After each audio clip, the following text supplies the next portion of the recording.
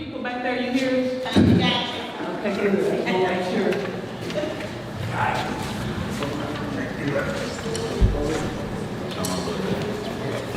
I'll be here for 5 minutes. 5 minutes. But don't walk out with the microphone? With the microphone. No, I'll leave the microphone here. Oh, the microphone in my chest. That's it.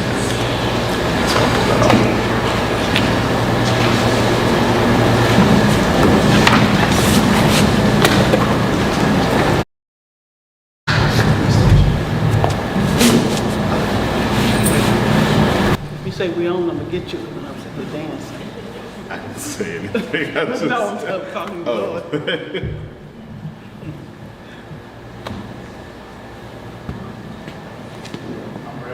Okay, how we doing, Vern? We ready? Okay, you ready, Sheldon? Yes, I'm ready. I'm ready. I think ready as I'm ready. Y'all give it up for my special guest, Denzel Washington. Yes, my dream has come true. I'll take it. Y'all give it up. I'm Robin Richard. This is Sheldon Powell. Y'all give it up for Sheldon Powell. He just said yes to co-hosting with me. Oh, Brian. no, I didn't say I was co-hosting. You said I was saying something for 5 minutes and I'm leaving. Oh, okay.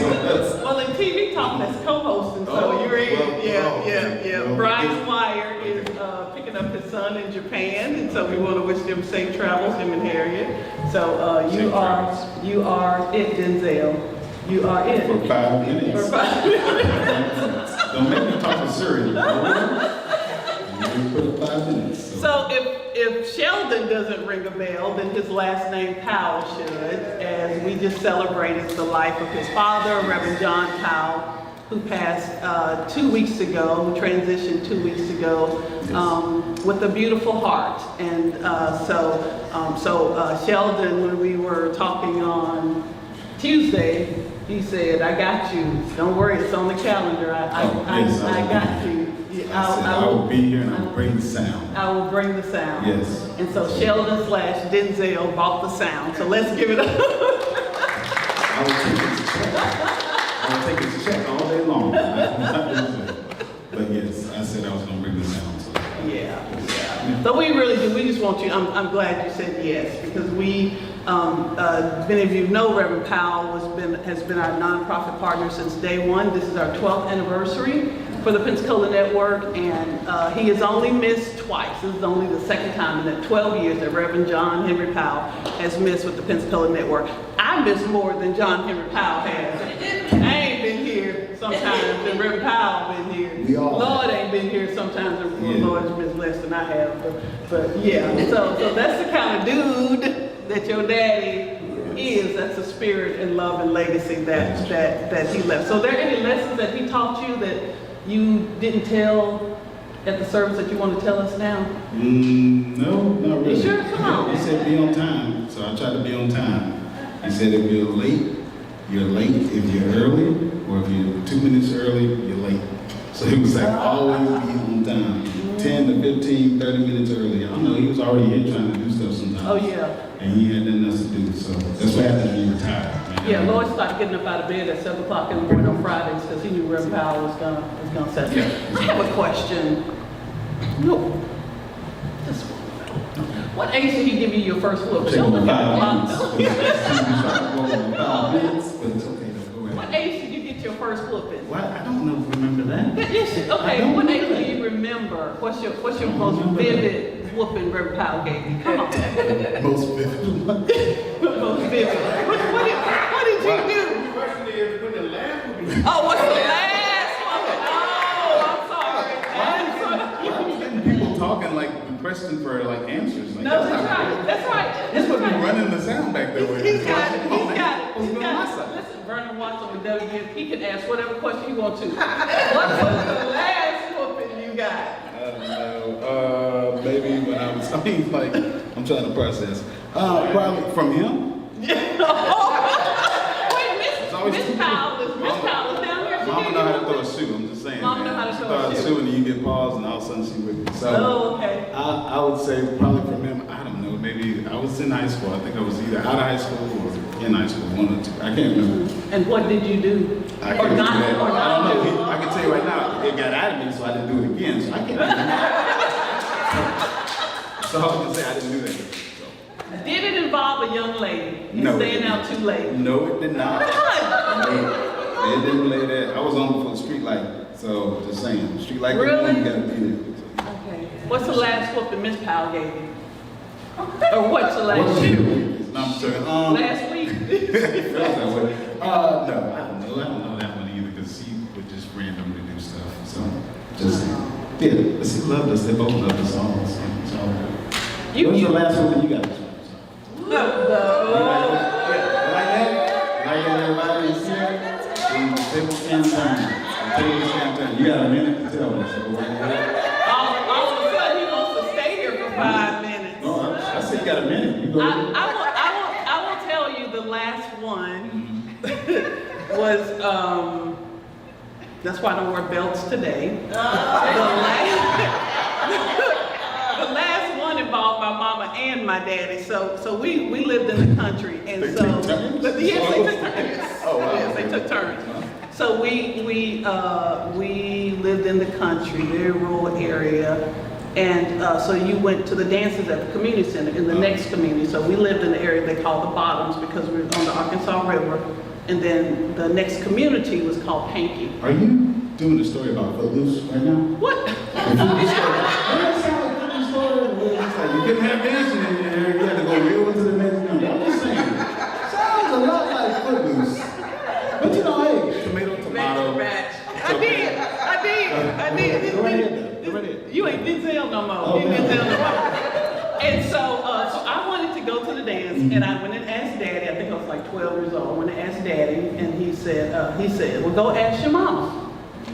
And I went and asked Mama, and Mama said no, because I was 12 and I was too young to go to the dance. Okay. So the neighbors were taking the car to the dance, and what did I do? I went to the dance. Y'all already know the end of this story.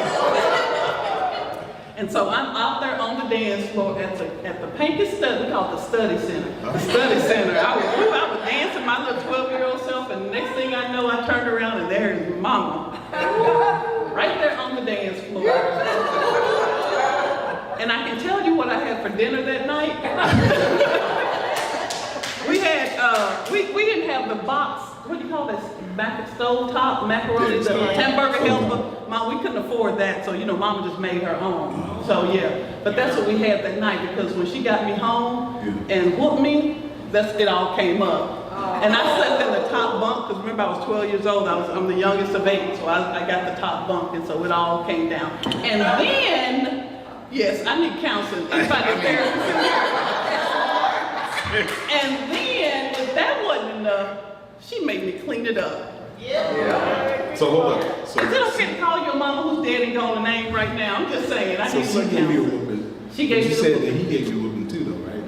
They both. Oh, the last time no. I thought they both did it that same time. Well, I blame both of them because he said, go ask your mama, and you don't tell that to a 12-year-old. You're a daddy, you should know better. Well, yeah. I'm just saying. Well, mine's in the five. And then the last time Daddy gave me a whooping, he said, so I was trying to fight my sister, Michelle, who was, I'm sitting here, she's holding me by the head, and I'm sitting here doing this.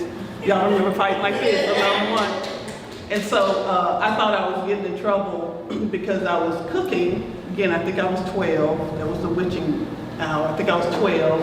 And I was cooking, wasn't supposed to be cooked because I wanted some bacon. And I went outside and I left the bacon on the stove. So you almost called it house fire. It wasn't that serious that I could call it a house fire now. Don't be adding to I'm the just saying you story. almost called it a house fire. You just And left bacon on the stove. Let me finish my story, please. Okay. I was not calling it a house fire, Go ahead. but I probably could have. And so, with the bacon grease, and so then, so Michelle said something, and I should probably change the name to protect the innocent, huh? Too late now. Okay. You're too far into it. So then I got into a fight with her, of course, and I was losing, and so he comes out, getting ready to yell, who put the bacon on the stove, and I'm the one. But then he sees us fighting, and then he was like, he stopped the fight, and he said, this is the worst parenting advice ever. He said, you don't fight each other, your siblings. There's enough people to fight in the world. And I said at 12 years old, Daddy, I don't think that's good parenting advice. So And you that's didn't the last stop. thing I You gave me remember. advice. No, that's the last thing I remember. Yeah, don't fight your siblings and don't talk back to your daddy. That's a Yes, that's a yes, that's a so, good yeah. that's a good lesson. Yeah, anything else tonight I can't go on because I'm I'm good. traumatized from those two women. And I'm good now. My time's up. No, your time is not up. But I'm gonna. So, well, I want you to talk about what's coming up for Truth for Youth. What's coming up? Yes. Okay. For Truth Call for me. Youth. All right. There. Maybe lucky. Thank I was you. about to just. I know you're about to go. Right. So I think what we have coming up for True for Youth is going to be the back to school. I think we have a music and stuff like that event that's coming up. It's going to be on August the 9th. So be on the lookout for that. We're going to be also trying to do a fundraiser and things like that, giving back to school, like books and stuff like that, and all that back to kids and stuff like that too. So that's coming up really fast. I'm going to keep these events going. We have another second event right now. We just had a meeting or so like that with the board. And we're just trying to see if we can get more help around it and more, people to donate things or so like that to it. So we're still going to keep those events. Dad had his calendar book, so just trying to go through all the calendar book. And if you ever saw Dad's writing, it is. It look like a doctor. Nah, I don't know what it is, but we're trying to basically figure it out. So, but it's clear to where he had the days are. We know as a board we come together and we can figure it out. So we're just going to try and hold on to those events, hold on to things like this right here that he did for the community, and try and keep those going. We don't want his spirit to, just because his body's gone doesn't mean his spirit's gone. So understand that he still lives here in this place. Yeah, that deserves a fight. And so for those of you here, for those of you out watching on WBQP TV, on Facebook Live, you can go to truthforyouth.org, truthforyouth.org, and they have Facebook and Instagram, and I don't even know all the handles, but y'all, but they got them. They got them. And Sheldon's not going to say anything, but I am. So there's also a personal page for the family to help with things they have sacrificed so much and done an amazing job in the community. You kind of grew up in Truth for Youth, huh? Yeah. And so there's also a GoFundMe to give directly to the family as well. So you have two ways to do that. The GoFundMe, you can look for the Reverend John Powell Legacy, and then also they have the truthforyou.org, which is yeah. And children go back to school.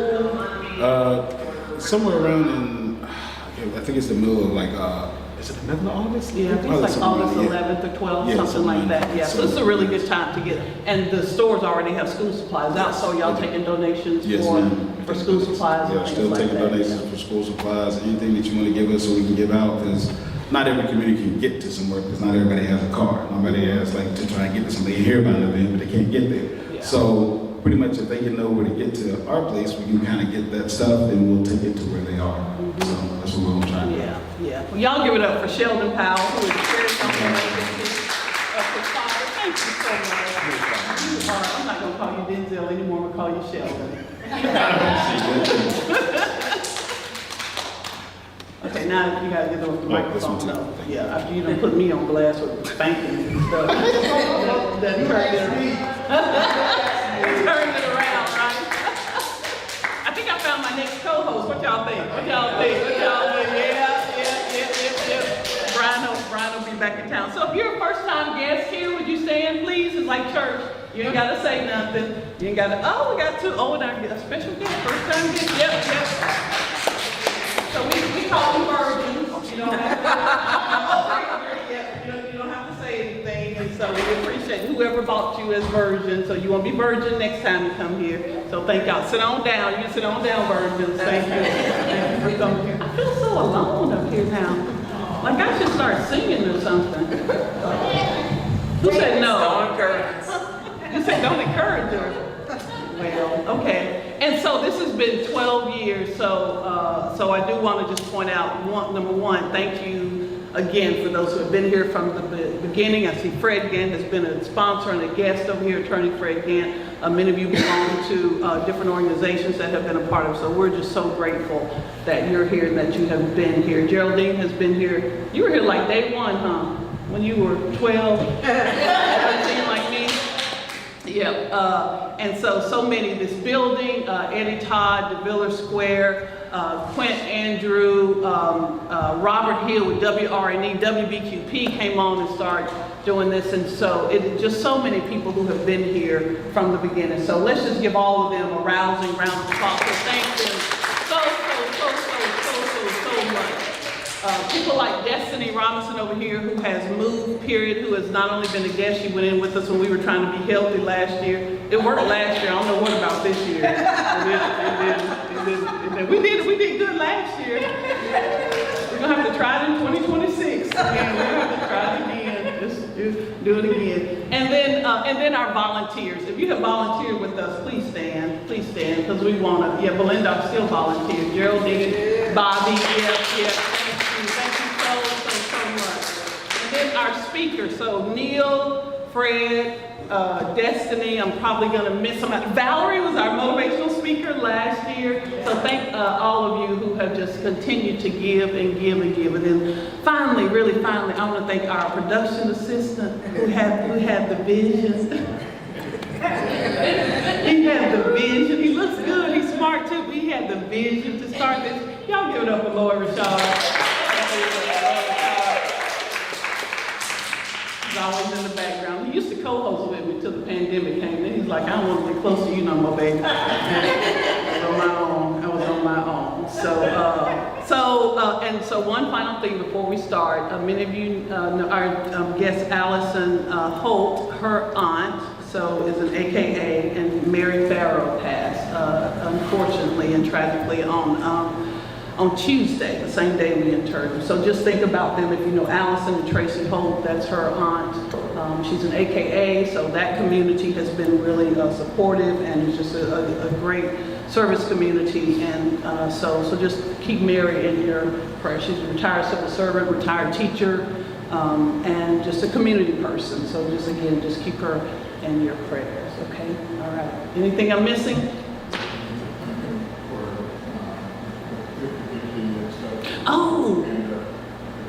Oh yeah, the money, yeah. So Lord, you gonna match it when I tell them how much? Is that what you're gonna do? We're gonna be eating chicken the rest of the year, you gonna match it? So speaking the truth for you, so over, because of what you've done with the 50-50 drawing over the last 12 years, we have donated almost $20,000 to Truth for You. It's that money and your donations at the door have really made a difference. And so y'all know Reverend John Powell has, as Sheldon said, he always goes above and beyond, and so that can't match the amount of work that he does. And yet he has partnered with us for that whole time. So thank y'all so much for doing that. So if you want to do 50-50 tonight, it's a good reason. It's a good reason. Belinda, you're matching it if they do 50-50, is that what you're saying? Belinda said, leave me alone. Okay, all right. I'm gonna leave y'all alone. We've got a couple of door prizes I'm gonna do after, so we can get our special guests up here. So I'm just gonna ask Alfie Smith to come on up here.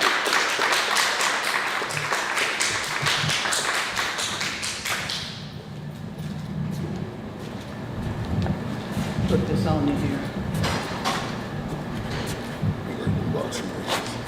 Is that the right way? Is that right? As long as I see the green. Did you just mention boxing when I got that close to you? That's what they do for the boxing matches. Oh. All righty, have a seat there.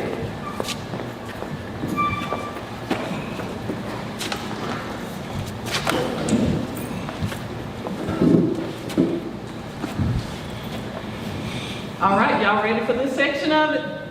Yes. Okay, we only got 5,000 people in here, so I need you to act like it's like only 3,000. So y'all ready?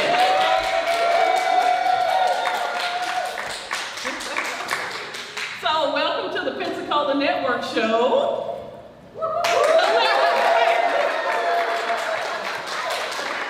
Y'all know we still ain't got Oprah money after 12 years, do we? But Ralph gonna change that in 12 more years. He said if we're around for 25 years, you're gonna give us Oprah money? Thank you. Okay, all right. Like, yeah, moving on, Robin. moving on. So I am so excited to reconnect with Alfie Smith. We have a mutual friend who has passed on and was just a dear person, a good person, Ezra Sellers. And so when I heard about his book, he called me about his book some months ago, and I was like, he was telling me about, I was like, dude, you need to be our speaker. You need to be our speaker for the anniversary because it is power. Alfie Smith is known mostly as the trainer for Roy Jones. So with the record of 66 KOs out of 76, something like that. I'm trying to remember the stat. It's pretty, like 9. yeah, it's pretty impressive. Anyway, it's pretty impressive. Hall of Famer, you're in the Florida Boxing Hall of Fame. That deserves an applause right there.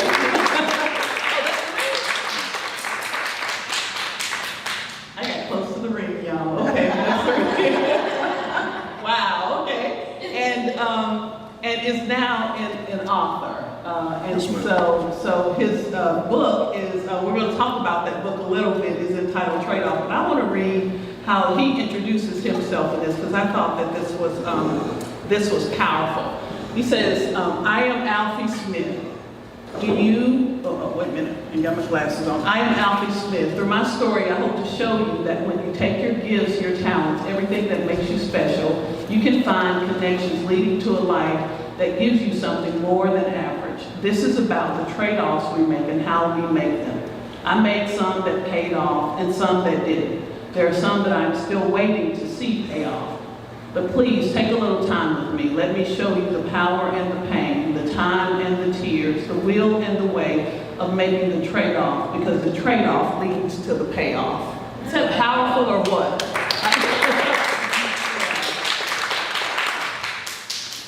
So the trade-off, what was it back in your childhood that got you to kind of see these connections between sacrificing something and then working towards it to get it?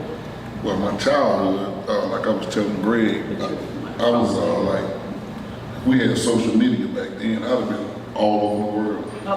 Because at the age of 8 years old, I was averaging 38 points a game in basketball. And my first game I ever played in, and never put on the uniform, I scored 48 points. At 8 years old? 8 years old. Wow. Yes, ma'am. I was at Bell's Head, not too far from Greg's house, and my uncle was playing a game of 21. And the only basketball I had seen was the Harlem Gold Travelers, and I had seen the Washington Bullets. So my uncle was playing a game of 21 in Bell's Head on the dirt court. And I came on my grandma's porch, I said, I believe I could do this. Put my shirt over my head like we used to wear a shirt. Oh, yeah? We couldn't do that as girls, so we wanted to, but we couldn't do that. I walked out there, I said, y'all let me play. They said, you're too little. But I noticed they weren't playing teams, they was playing by themselves. So I got out there, got bounced around a few times, and all of a sudden the ball came in my hands. I looked at my uncle, R.I.P. that I looked like, and looked at the rest of them. I never shot a ball a day in my life. All nets.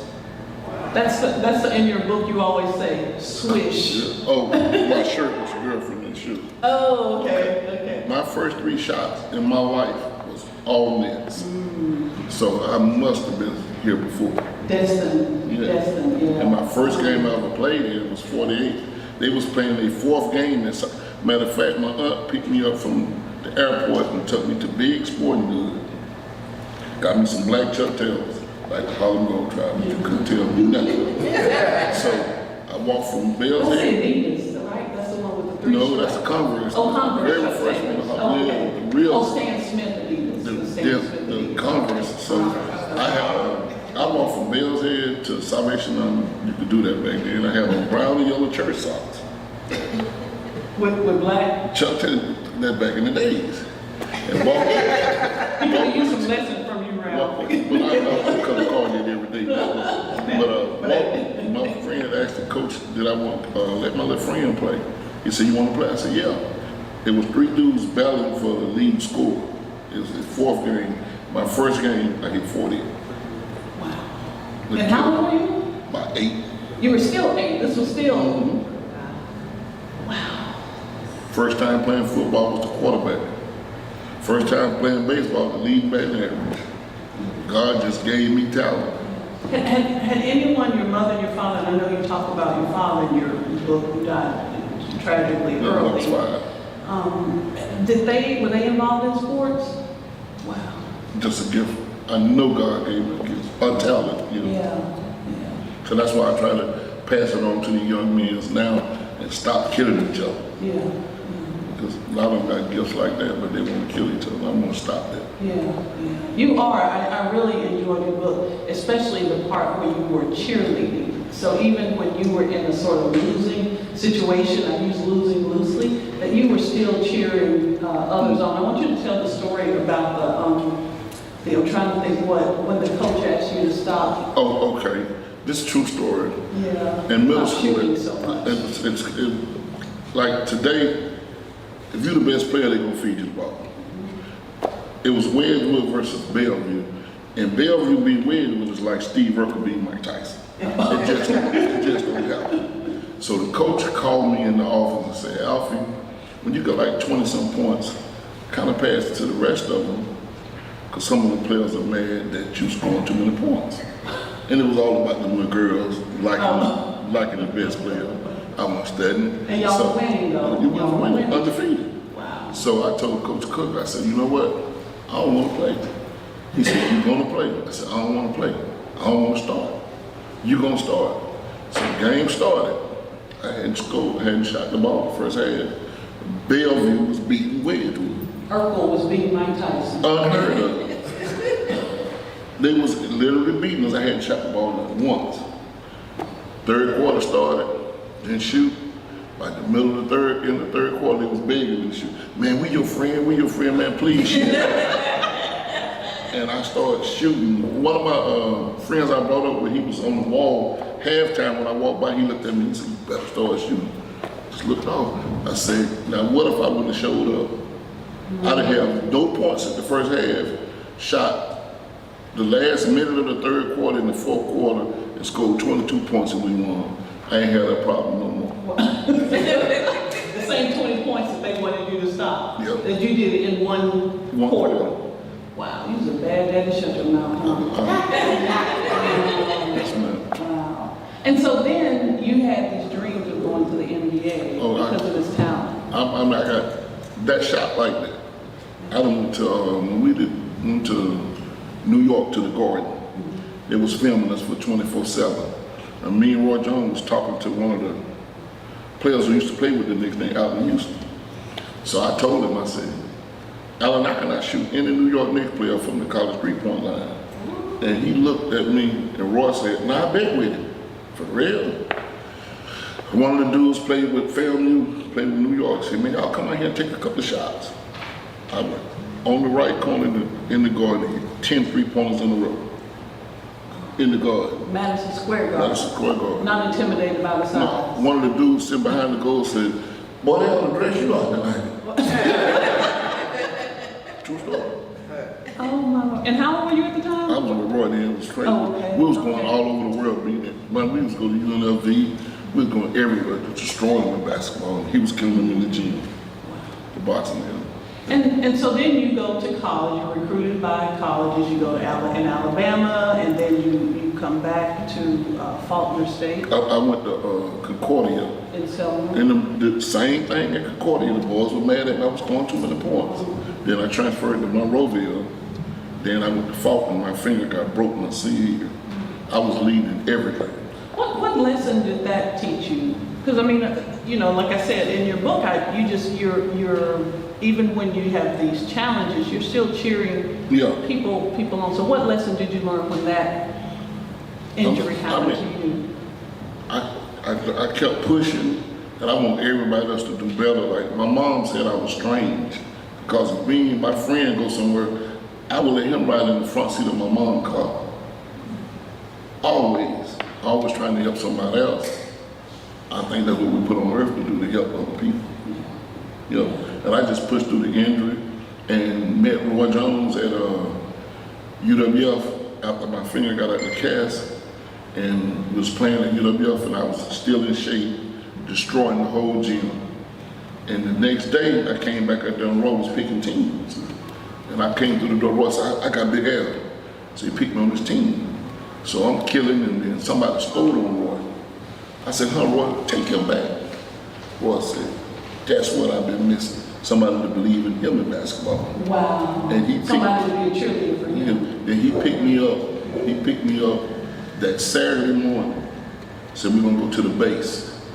So I'm riding in the Jeep. I'm like, I'm in the car. Watch on. I'm in the back. I said, I wonder what kind of music he like. Got to my corner, took a right, took another right. All of a sudden, Slick Rick come on. I said, oh, that's my dog. And we've been hanging together ever since that day. Wow.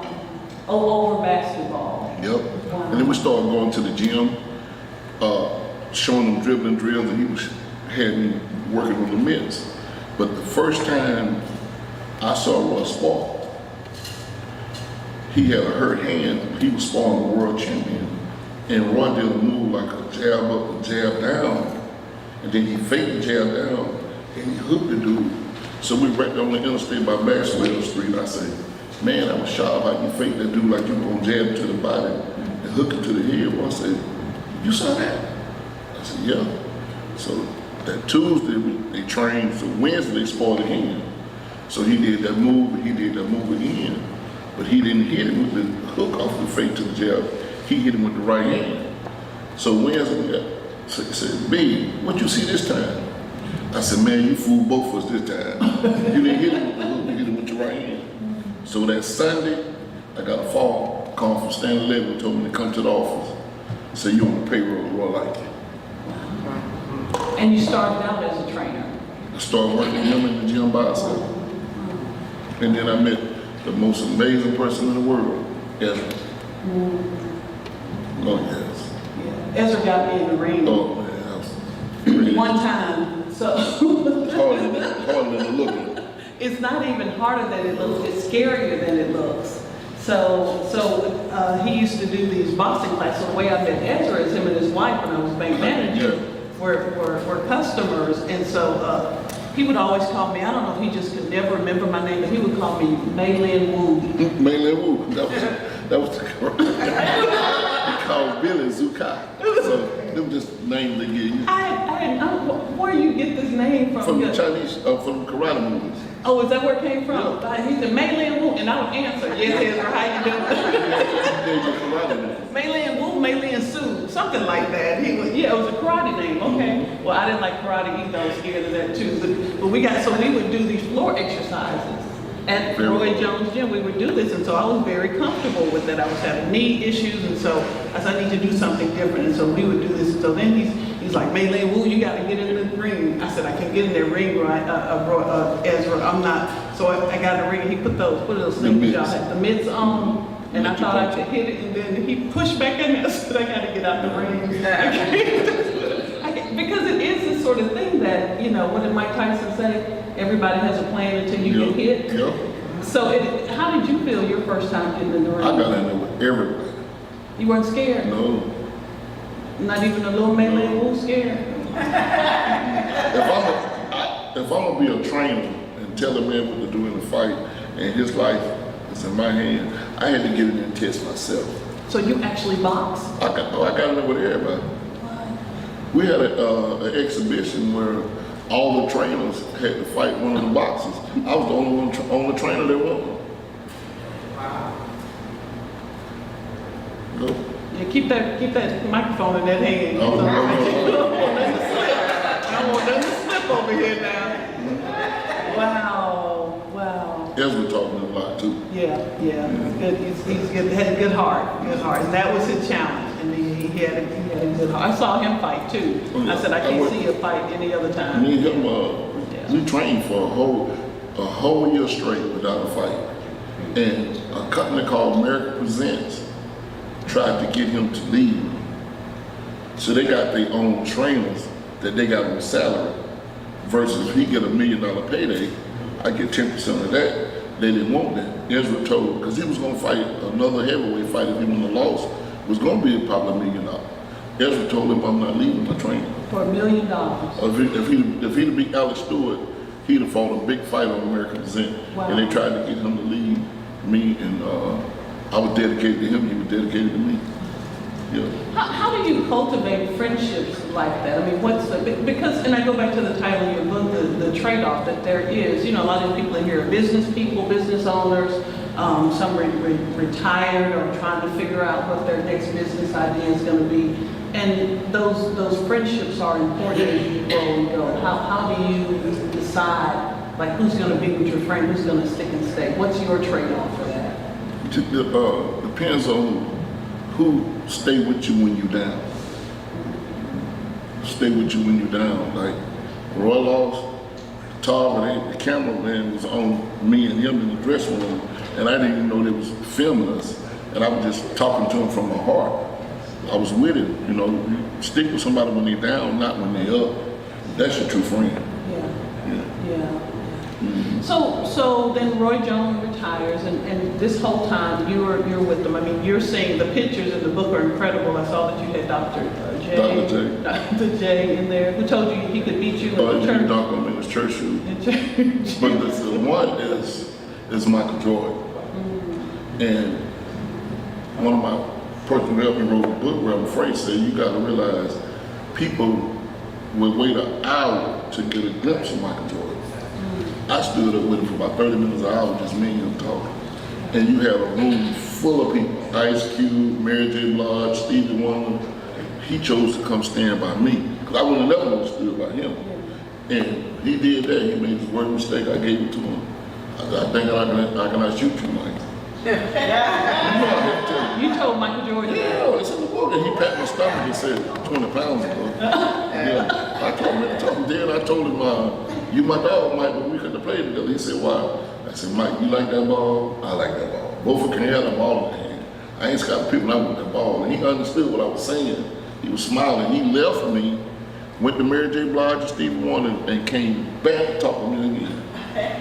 Have y'all hadn't had that game yet? No, I don't think he want to shoot against me. I want to be your manager when that game goes on. Remember me. Shootout, I supposed to be shooting against me and Russ supposed to shoot against Ronnie DeVoe and Michael Bivens from New Edition, because you know Ronnie DeVoe was my partner. DeVoe? Oh, that's my dog, Ronnie DeVoe. Yeah. Is he the real? No, he's not the real estate guy. Ronnie DeVoe. He is the real estate guy now. Okay, okay, wow. I'm gonna eat him up. He can shoot? They said they can. I know they cannot shoot. So even 20 pounds later, you can still, the talent doesn't go away. They cannot shoot. Mine's a gift. Who is it besides Michael Jordan? Who is that kind of favorite icon that you met that's lived up to your expectations? Because they always say you never meet your heroes. It was Michael Jordan in New Edition. Okay. Yeah. What made you write the book? What inspired you to write the book? Indigo River. Everybody got a book in them. And just said to do the book, tell the story, you and Roy. And then I like everything in the world is a trade-off. Like I'm finna re-release the book with an EP to it. I'm gonna do like 6 videos, and the videos and the songs put tears in their eyes, because I'm dedicating it to my wife. Because when I coached high school basketball, I never had a losing season while she was living. And when she passed, I never had a winning season. So, you know, I'm rededicating the songs and videos to my wife. And I'm doing a book signing August the 6th at Pace in the grand opening at Walmart. And I'm also on Walmart and Target site too, on the book. Yeah. How do you, what helped you to get through your wife's transition? Because you've been this cheerleader for everybody else. What helped you to get through? It was rough. I mean, my little brother passed on the basketball court, 13 years old. My mom passed. Ezra passed. Grandmama passed. Granddaddy passed. My favorite uncle passed. But it was totally different when my wife passed. Because I really had shut down until my daughter came and told me that she needed me. And I got up and started back coaching. You know. So going back, helping others helped you? Yeah. Started back coaching. Yeah. And she came into me in a dream, like I said in one of them songs, and it was so real that I could see her. She kept saying, baby, I'm okay. Baby, I'm okay. And she assured me, she said, baby, I'm okay. And I woke up, see you in the next lifetime. And I kept on pushing on until I wrote a book for her. Yeah. So we just lost Reverend Powell. Oh, great man. And you, how did you know him? Oh, great. He spoke at one of my basketball games. He described the mascot so good I couldn't believe it. The Ruby Gang Hornets, how that man described his Hornets be good? Great man. Yeah. He took, I work with this group called Communities in Schools, and so Reverend Powell would take the children and adults to Selma, so he took some of our students to Selma. We spoke at the community celebration, Gregory Thornton, Pookie is his Oh, yeah. The one gave me the mention earlier. Yeah. He was one of my students. Oh, okay, He was one of okay. my students. Yeah, at so Ruby Gang. so we had the program during and after school program, and we laughed because we were doing a journalism project, and so we split the students. So we had about 6 or 8 students. We split them up. I'm from Arkansas, so you know, I said I'll take them to go see Hillary Clinton. That's when Hillary and Barack Obama run against each other. So I said I'll take these students to go see Hillary. I'm from Arkansas. My daddy know Bill Clinton. I can get in. We couldn't even get into the bathroom. We couldn't. Reverend Powell takes these students and he gets in to see Barack Obama. Students get a chance to interview him real quick. We're like, then I come to find out Reverend Powell had a press pass. I'm like, we still don't know. Georgia Rivers, one of the board members, said I think her daughter either made it for him or something. We're like, how do you get a press pass? He gets in to see, you know, Secret Service all around. That was like one of the largest things. John Lewis was still living. Jesse Jackson was there. Of course, Barack Obama, and I'm not sure if Michelle Obama was there, but Hillary Clinton. I mean, the place was packed. You could barely move. And then, yeah, so we got that picture in the newspaper here. Yeah. Why is it important for you to you talked about that giving back, why is it important for you to keep doing? I mean, you've done these incredible things, you've met all these incredible people over your life, and you know. Because I had got a phone call in high school from Steve Williams from Florida State. I was that good, and me and my partner, Brian Thompson, was preaching our word. We was going to get the minister diploma, and on the board it said, call Steve, will you collect? And Ms. Payne said, after that phone call is for you. And my high school coach haven't told me about that phone call yet. And I knew the phone call was for me. So that's why I try to help my players and help other kids, because who knows where I'd have been if I'd have went to Florida State. So that was a recruiting call? Yes. Yep. Then I got a letter from LSU. I took the letter to the coach. I didn't even know what the letters LSU stood for then. And I gave it to him. He said, boy, they're from LSU. I give it to my coach. You the coach. And follow up. And then if I do it all the coach didn't call, the same coach? Yeah, same one. And I go back now and go through the guidance council. I use all that now, because I know now. Get in the college prep classes, I do all that different what I try to have kids do nowadays. Do you see the efforts of of that putting in? Have you seen that? Yeah, I done got kids several scholarships and several jobs in Walmart. You ain't even got to play for them, still try to help. Yeah. What do you think your next trade-off will be? So you have this incredible career, amongst these challenges that you have. What do you think your next trade-off will be? My next trade-off, I want to make about 20 people in Pensacola millionaires. That's my next trade-off. Are you in that number? Does it matter? 19. Okay. Okay, we got a volunteer over here. We got 18. Miss Smith says 18. That would be 18. Yeah, I'm gonna be like 20 people millionaires. And I got a company called Seiko More. I got like my own clothing line, cameras. The EP to the book is gonna be awesome. And the person who made my signs to make me look professional is right over there.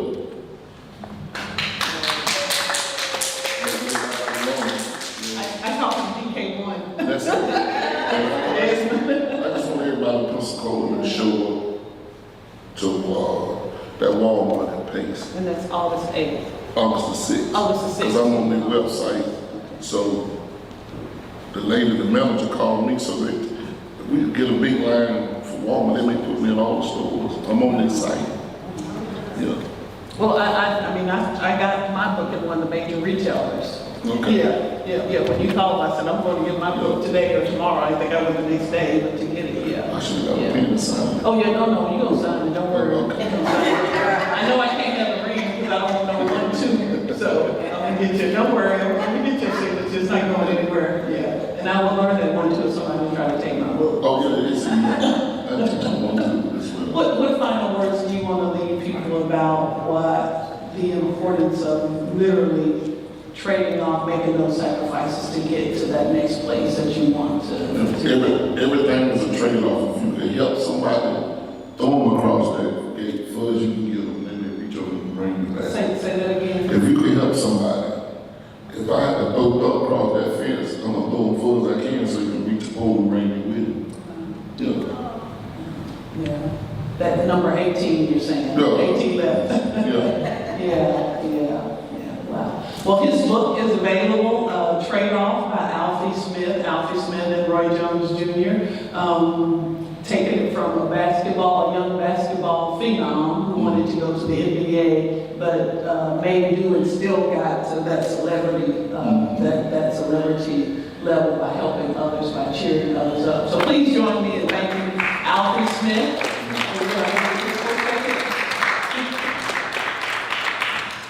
And we'll post that online as well. You'll send that to me about August 6th at Walmart in Pace. Yeah, we'll post that. But we want to open it up for questions. We'll take a couple of questions, just real quick. You said no questions. You tell them no questions. Okay, let's got one here, and we'll come back to Fred over here. Where can we find the book? Amazon, Walmart site, Books A Million, Barnes & Noble site, Target site, all the sites. I got mine in store, so they're selling it here. In the They're store. out. Oh, they're out? I got to order some more. Oh, okay, well, I got mine a couple months ago when we talked then. Okay, all right. Okay, good. I've Fred? been up on you are. But I was gone for a while when you was playing Howlin' here. But you got that name Vogue, went to Pine Forest. Y'all run the same time, Vogue, and we four out of you. I raised him. I was before him. I raised Chris Logan. Okay, you did? Okay. Yeah. I raised him. Chris, he was good. Oh, they compared him to Jordan. Huh? They compared him to Michael Jordan. He did. They called him Air Bowie. So you have trained Chris, huh? Yeah, I raised him. Did a good job. Oh man, he was He was awesome. you know he passed, right? Huh? He passed. He did? Yes. Yeah. Chris went to Auburn. You talking about Chris Logan, right? Yeah. Oh man. He was good. He was good. Exceptional player. He was good as Chris. He was good as Chris. How could I shoot him? But all that, like I told Michael Jordan, how could I shoot you? Like I can do all that. I jump. Chris was tough. Yeah, you can tell. I had better ball handling than I could shoot him. Before it's jumping, He could jump. oh, fly. Jump out the gym. Chris did.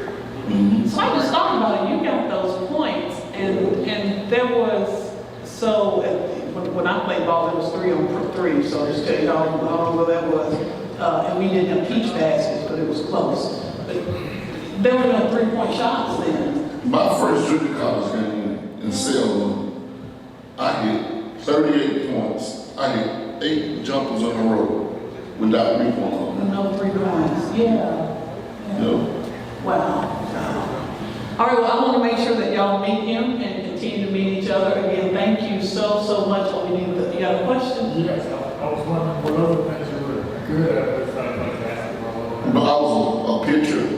Basically, the story's in the book. One game I struck 12 batters out, changed uniform, went to W Street and struck 13 batters out in one day. So what do you attribute that Chris said, like, you were maybe born with it, but is your ability to observe people and learn from that?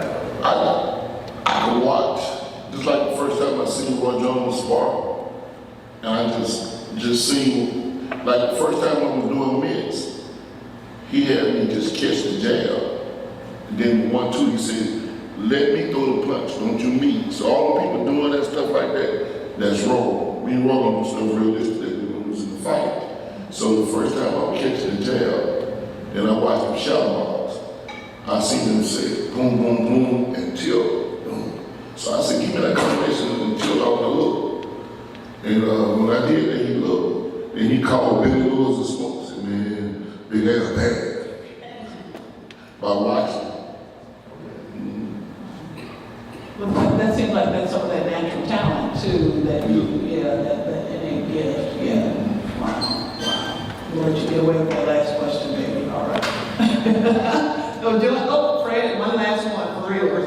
Smoke Gary? Mm-hmm. You Smoke Gary? I trained him too. Yes, Billy Lewis, Billy? I trained him too. I know Smoke. I worked at Smoke. I was smoking a basketball coach. I was smoking a basketball coach at Ruby. Oh, they were at school, Yeah. that was his name for his grandmother, Yeah, Dr. Ruby, Gaines. yeah. Yeah, okay. I took players that nobody wanted to beat in regular schools. Cause I mean, like, they put their pants big on one day at a time. Yeah, Yeah. like everybody else, yeah. Just need somebody to cheer them up, to believe in them, like what they And I was the only coach. I know Smoke, them couldn't pay me for stipend like the other school. I was coaching like 7 years for that stipend. Wow. Cause I wanted them. Yeah. Yeah, that makes a difference. Yeah. Well, again, join me in thanking Alfie Smith. His book is Trade Off.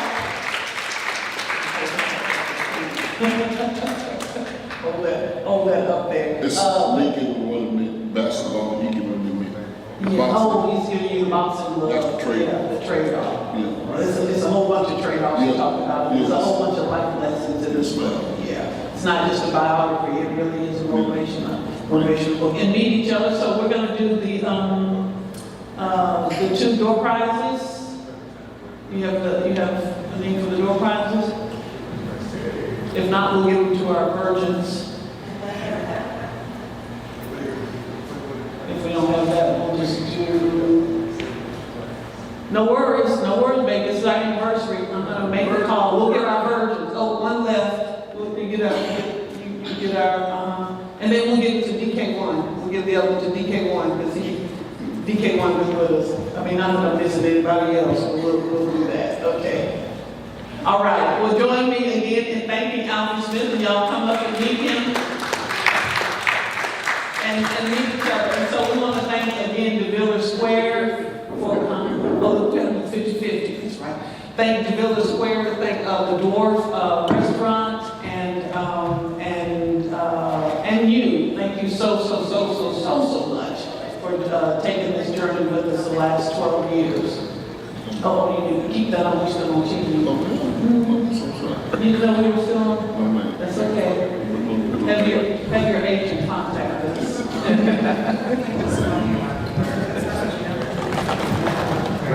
Take it out here. My hands are big on the thing. How much is it? $10. $10, okay. All right. Did you read that on? I got my glasses on.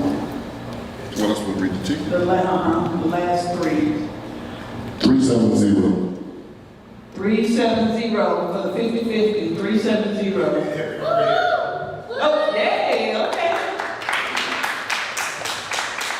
Sheldon, can you come down and take a picture, please, on behalf of Truth for Youth? Who won? Which one of y'all won? Okay, okay.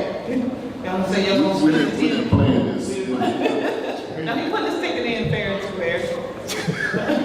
Me and Alvin been doing each other. What? Oh, I should have asked you the stories when he got his last whooping, huh? You would tell me. Oh, I'm glad we had Sheldon there. He's gonna come down and we'll get a picture with the 3 of y'all there. So I'm gonna step out of the way and My let last you. one, I was in the 6th grade.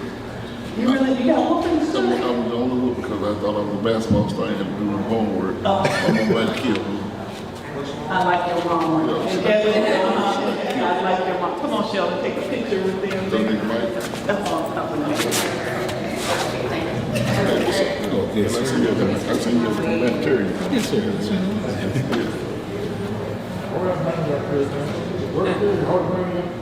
Hold that money. Oh, yeah, hold the money. He put the money in my pocket. He put away them hundreds at. All right, thank y'all so much. Thanks again to WBQP TV WBQP for always being a partner. Vernon Watson Jr., thank y'all so much for it. And thank each of you. Meet each other and meet Alfie. And get your book signed. Sign the book. Take it off. Yeah.